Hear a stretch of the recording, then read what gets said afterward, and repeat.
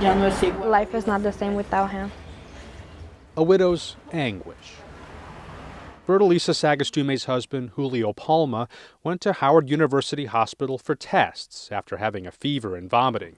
His family could have never imagined what would happen next. They noticed that he had blood on the sock. The injury happened after a hospital worker pushing Palma's wheelchair got too close to a wall. Palma, a diabetic, injured his foot. Family members said they told the hospital, but the foot was just wrapped in gauze. After 4 days, Palma went home. The foot got worse, leading to more visits to Howard. When they noticed that he wasn't getting better, that's when they amputate 2 of his toes, 2 toes. But the infection spread, threatening more of Palma's leg.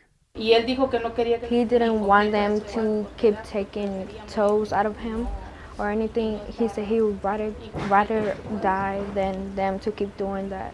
Eventually, Palma lost his leg, amputated below the knee. Family members say Julio Palma was never the same. He became depressed and passed away in 2012 at 63.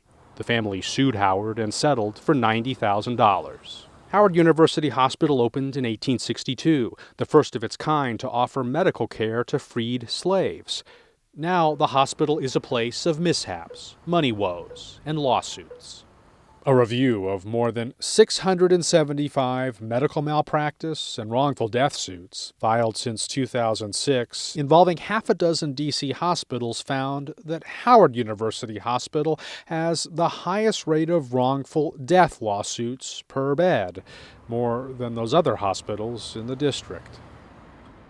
Before she went into the hospital, my grandmother was still sitting on the porch like she always did. She wasn't sickly. 80-year-old Frances Barnes went to Howard University Hospital in August 2008 for a mild stroke. She also suffered from diabetes, so her care included special socks to help with circulation, socks that were to be removed once per shift by nurses. But that didn't happen. Her leg started with that smell. When they took this off, it was darkened, it was black. These were sores. Her leg was amputated below the knee. Frances Barnes' granddaughter, Shelley Ford Jackson, works for the D.C. Health Department. She filed a complaint over the quality of care she saw at Howard. I'm angry at a system that says that they care when they do the total opposite of caring. The city's health department investigated what happened to Frances Barnes. The hospital was ordered to develop guidelines on how to care for patients like Barnes, who need socks to help with blood flow. Barnes' condition declined. She died in February of 2009.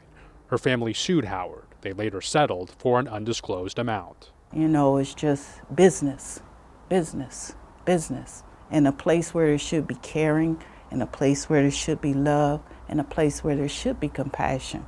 Howard University Hospital continues to turn down interview requests by the Washington Post to talk about its care of patients.